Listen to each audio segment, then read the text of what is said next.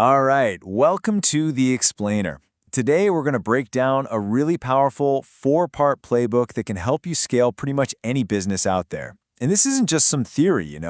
It's a framework built from real-world examples to help you find that hidden potential in your own company. Let's jump right in. So let me ask you this. What could a chiropractor, a Thai restaurant, and a trophy maker possibly have in common? I mean, really think about it. One cracks your back, one serves amazing pad thai, and the other makes, well, gag gifts. It sounds like the setup to a bad joke, right? But the answer actually reveals something fundamental about how businesses grow. And here's the answer. They were all sitting on a gold mine of potential that was unlocked using the exact same four principles. This isn't some secret sauce for one specific industry. It's a playbook that's so fundamental it works across the board. So let's break it down one principle at a time. Okay, first up, principle one. You have to fix the economic engine.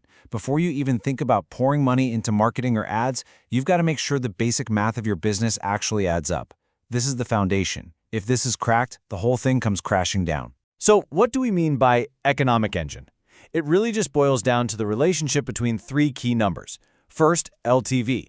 How much is a customer worth to you over their entire lifetime? Second, CAC. How much does it cost you to get that customer in the door? And third, gross margin. How much actual profit do you make on each sale? If you get these three things humming together, you have a business that can scale. If you don't, you're just hitting the gas pedal on a car aimed at a cliff. And check this out. Sometimes fixing the engine comes down to tiny changes. This Thai restaurant raised the price of an entree by just 99 cents. I mean, it's less than $1, right? Who cares? Well, the business cares, because the cost to make the dish didn't change. That extra 99 cents was almost pure profit. The result? A 30% jump in profitability on that one item. That is the power of understanding your margins. And this is the goal. This is what a healthy engine looks like. A personal stylist was getting a 16-to-1 LTV to CAC ratio.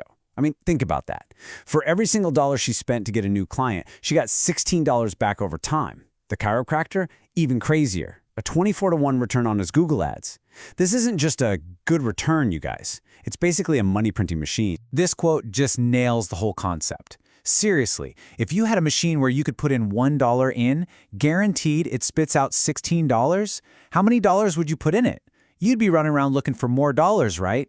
Once your economic engine is fixed, marketing stops being an expense. It becomes an investment with a massive, predictable return.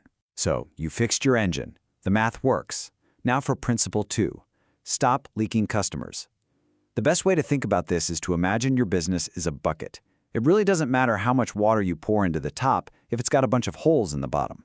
So this leaky bucket idea is all about the places in your process where potential customers just disappear, or your current customers just drift away without you noticing. Most businesses are so obsessed with getting new leads that they're completely blind to the fact that they're losing a fortune through these leaks. Remember that personal stylist? Well, get this. She got 1,800 clicks from her ads. That's 1,800 people who were interested enough to click.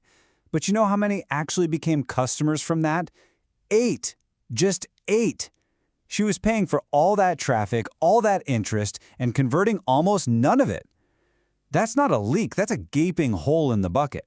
So how do you fix a huge leak like that? Well, the solution was actually simple, but brilliant. She added a lead magnet. Instead of asking people to buy right away, she offered a free style assessment. This let her capture the email addresses of all those people who were interested, but maybe not ready to pull the trigger that very second. Just like that, she plugged the leak and could now work on turning the other 1,792 leads into customers. And leaks don't just happen with new customers. They happen with your existing ones too. This lash salon was basically just crossing its fingers, hoping clients would remember to rebook. That leads to super inconsistent revenue. The fix? A simple little process called BAMFAM. It stands for Book a Meeting from a Meeting. By simply booking the client's next appointment before they even walk out the door, they turned unpredictable income into a stable, reliable revenue stream. Boom, leak plugged. Okay, we've got a fixed engine and a patched up bucket. Now we're ready for principle 3, find your gusher. This is where it gets really fun. It's time to pour gasoline on the fire, but not just any fire. We're going to pour it on the one that's already a raging inferno.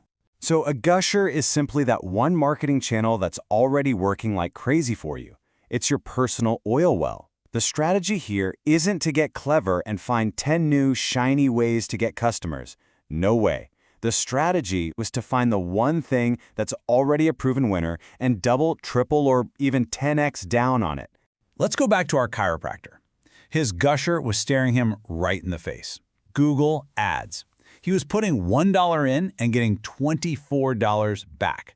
That is an absolute gusher of profit. But here's the crazy part. He was only spending a little bit. The playbook here is painfully simple. You spend as much money as you possibly can on that channel until it stops giving you that ridiculous return. And look, a gusher doesn't always have to be about ad spend. The stylist noticed that for every 40 emails she sent to potential partners, she got 6 affiliates to sign up. The math is right there. The big play isn't to invent a whole new affiliate strategy, it's just to do more of what's already working. You want 60 affiliates? Well, send 400 emails. Sometimes growth really is that simple. And that brings us to our final principle. And I gotta tell you, this one is often the hardest one for people to actually do, but it might just be the most powerful of all. It's the power of focus.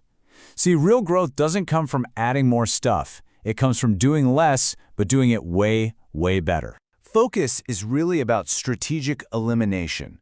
It's about having the discipline to say no to 100 good ideas so you can say a huge yes to the one truly great idea. It means picking one target customer, one core product or service, and one main way of reaching them, and then pulling all of your energy into dominating that one thing. Take a look at this trophy maker. He was basically running 2 completely different businesses at the same time.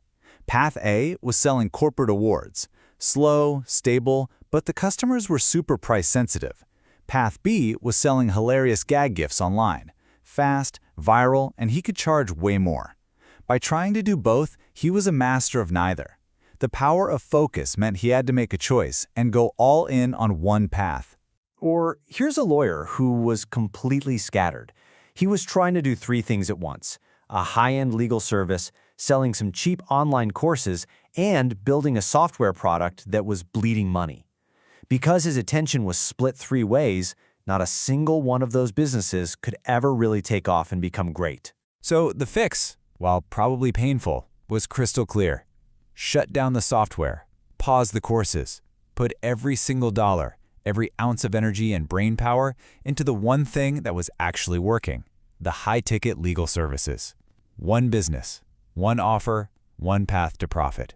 That is the power of focus. So, there you have it. That's the playbook. Let's just run through it one last time. Number 1, fix your economic engine. Make sure the math works. Number 2, stop leaking customers. Plug the holes in your bucket.